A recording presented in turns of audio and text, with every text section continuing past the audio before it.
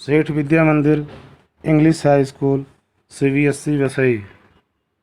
प्रिय छात्रों, आज हम विषय हिंदी पाठ 10 झांसी की रानी के अंतर्गत शेष भाग 3 का अध्ययन और अध्यापन करने चल रहे हैं। आइए बच्चों, हम पद्यांश को शुद्धता से उच्चारण करते हैं, फिर इसके बाद व्याख्या की तरफ अपना ध्यान हम आकर्षित करते हैं। अनुनय विनय नहीं सुनता है, विकट फिरंगी की माया, व्यापारी बन गया चाहता था जब यह भारत आया। डलहौजी ने पैर पसारे, अब तो पलट गई काया, राजाओं नवाबों को भी उसने पैरों ठुकराया। रानी दासी बनी बनी यह दासी अब महारानी थी, बुंदेले हर बोलों के मुँह हमने सुनी कहानी थी, खूब लड़ी मर्दानी वह तो झांसी वाली रानी थी। छिनी राजधानी दिल्ली की, लिया लखनऊ बातों बात, कैद पेशवा था बिठूर में, हुआ नागपुर का भी घात। उदयपुर तंजौर सतारा, कर्नाटक की कौन विसात, जबकि सिंध पंजाब ब्रह्म पर अभी हुआ था वज्रनिपात। आइए व्याख्या की तरफ देखते हैं बच्चों।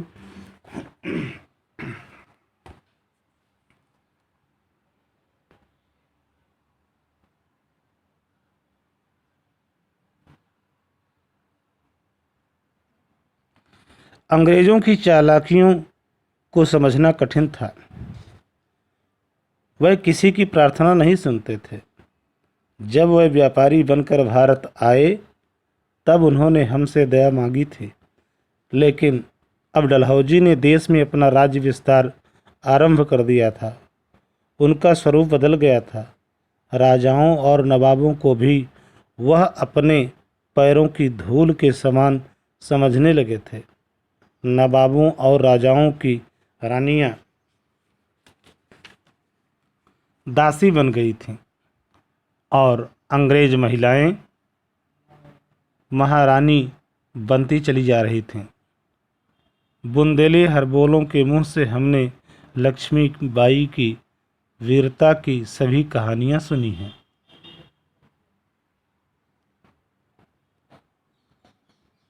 अंग्रेजों ने दिल्ली की राजधानी छीन ली। देखते ही देखते लखनऊ पर भी अधिकार कर लिया। उन्होंने पेशवा को बिठूर में कैद कर लिया। नागपुर भी धोखे से अधिकार कर लिया। उदयपुर तंजौर सतारा और कर्नाटक की भी उनके सामने कोई हैसियत नहीं रही।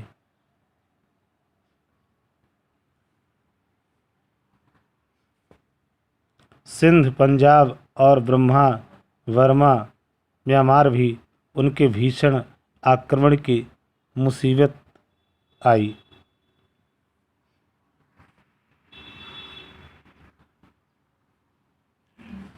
बंगाले मद्रास आदि की भी तो यही कहानी थी। बुंदेले हरबोलों के मुँह हमने सुनी कहानी थी, खूब लड़ी मर्दानी वह तो झांसी वाली रानी थी। रानी रोई रनिवासों में, बेगम गम से थी बेजार, उनके गहने कपड़े बिकते थे कलकत्ते के बाजार। सरेआम नीलाम छपते थे अंग्रेजों के अखबार, नागपुर के जेवर ले लो, लखनऊ के लो नौलख हार।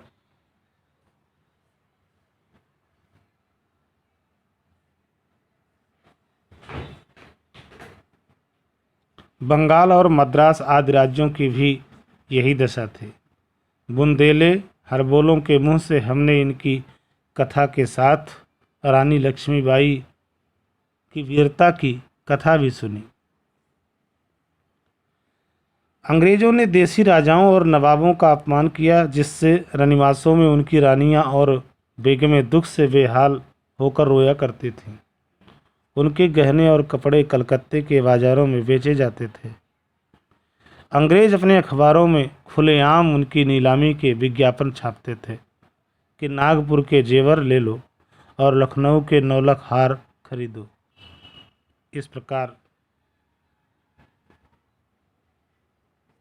उनकी यह मंशा थी।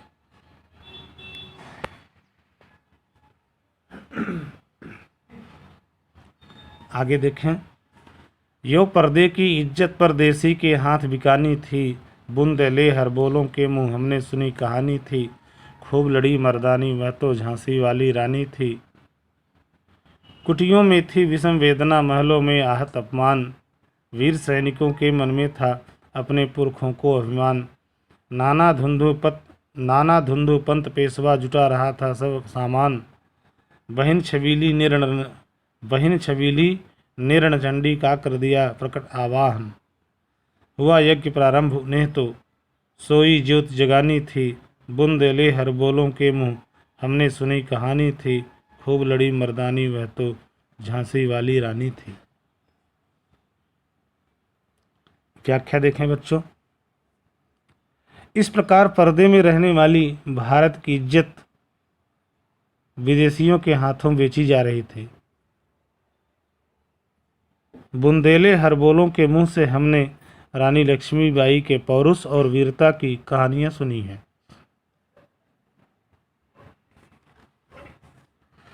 अंग्रेजों की नीतियों से सभी लोगों में आक्रोश था।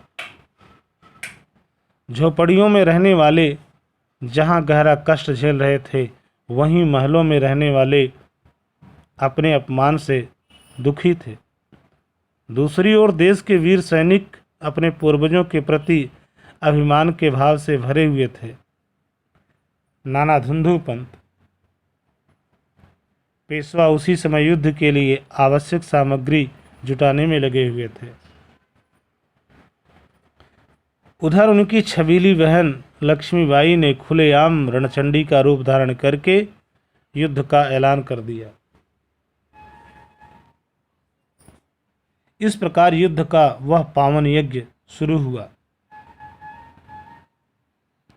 जिससे देश और देशवासियों के हृदय की सोई हुई ज्योति को जगाना था। बुंदेले हरबोलों के मुंह से हमने उस महान और वीरांगना रानी की कहानी सुनी है। आगे देखते हैं बच्चों।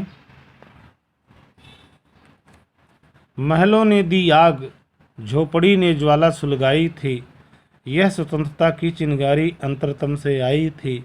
झांसी चेती, दिल्ली चेती, लखनऊ लपटें छाई थीं, मेरठ कानपुर पटना ने भारी धूम मचाई थी। जबलपुर कोल्हापुर में भी कुछ हलचल उकसानी थी। बुंदेले हरबोलों के मुंह हमने सुनी कहानी थी, खूब लड़ी मर्दानी वह तो झांसी वाली रानी थी।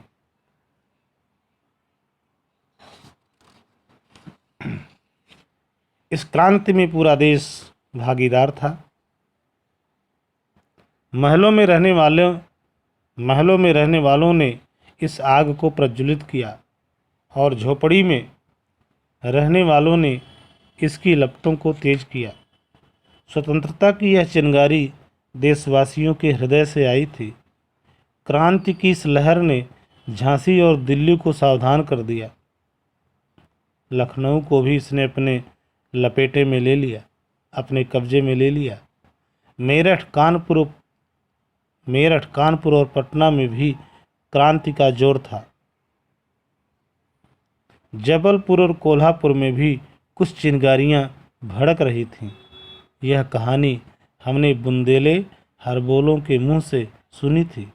इस क्रांति में झांसी की रानी ने बढ़ चढ़कर भाग लिया था।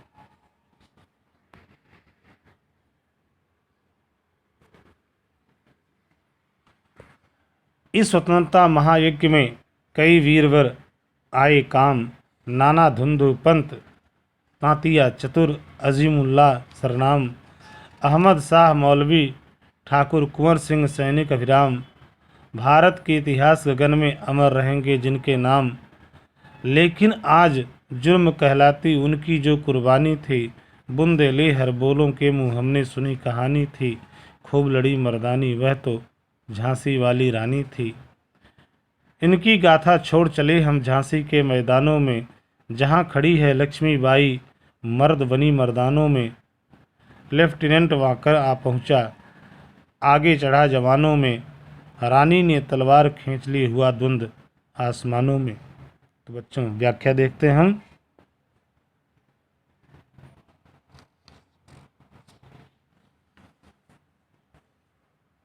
स्वतंत्रता की इस महान एवं पवित्र कार्य में कई बहादुर अपने प्राणों की बाजी लगा दिए। इनमें नाना धुंधु पंत, तांतिया और चतुर अजीमुल्ला प्रसिद्ध हैं। साथ ही अहमद शाह मौलवी और ठाकुर कुंवर सिंह जैसे आज़ादी के वीर सिपाहियों के नाम भी भारत के इतिहास में हमेशा अमर रहेंगे। परंतु इनका यह बलिदान उस समय अंग्रेज़ों की नज़र में अपराध था। बुंदेले हरबोलों ने हमें वह कथा सुनाई थी जिसमें रानी लक्ष्मीबाई मर्दाने रूप में अंग्रेज़ों से डटकर लड़ी थी।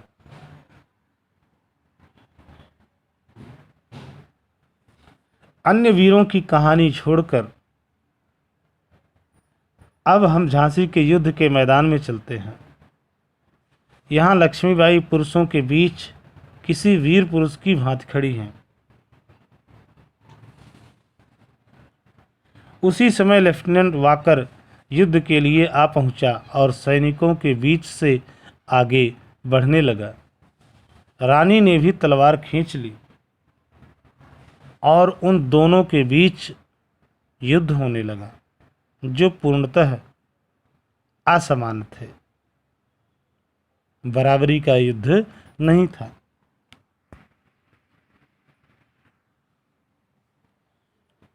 जख्मी होकर वाकर भागा, उसे जब हैरानी थी। बुंदेले हरबोलों के मुंह हमने सुनी कहानी थी। खूब लड़ी मर्दानी, वह तो झांसी वाली रानी थी। रानी बढ़ी कालपी आई, कर 100 मील निरंतर पार।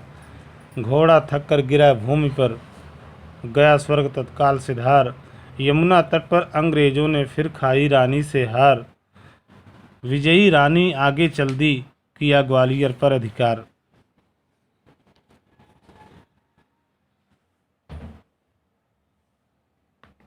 व्याख्या देखें बच्चों। रानी लक्ष्मीबाई की वीरता के सामने वाकर टिक नहीं सका और घायल होकर हतप्रभ सा खड़ा हुआ। कहने का तात्पर्य कि हक्का बक्का होकर खड़ा हो गया। बुंदेले हरबोलों के मुंह से हमने उस वीरांगना के पौरुष की गाथाएं सुनी हैं, जो जमकर अंग्रेजों से लड़ी थी।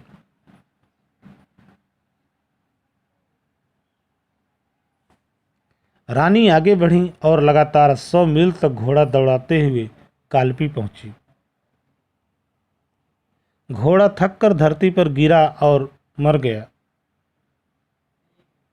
यमुना के किनारे पर रानी ने फिर से अंग्रेजों को हराया। विजयी होकर वह आगे बढ़ी और ग्वालियर पर भी अधिकार कर लिया। इस तरह से बच्चों हमारा यह तीसरा भाग यहीं पर संपूर्ण हुआ। धन्यवाद।